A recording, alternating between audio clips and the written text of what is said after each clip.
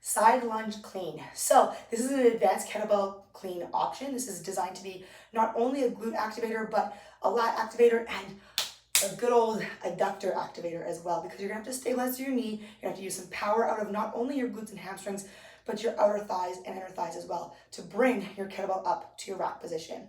So side lunge, you're gonna get yourself set up with your kettlebell on the inside of your ankle. Sit your hips back, and you're gonna be making sure that your knee is in line with your ankle. Watch that you're not rotating outward, because this is gonna put a lot of torque on the knee to try to bring that kettlebell up. Toes forward, knees forward, ass back. Other leg is long, and think of it as a kickstand on your bike.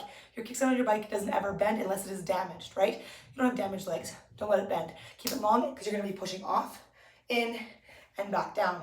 Now we're adding in the clean. So whatever foot is forward, it is the opposite arm, because you need to have the room to bring your kettlebell up. Using hip drive and the power off your foot, you're gonna bring it up into your rack position, planting your toes. I find planting the full foot is actually more difficult and more mentally complex than planting the toes. That way you can just step right back out, come down at the same time, hip drive, bring it up, inhale down, back to the top. You're gonna stay on one side until you intentionally choose to swap your sides out. So if you are doing this move for reps, make sure that you are being mindful of how many reps you're doing per side so you can keep it nice and equal.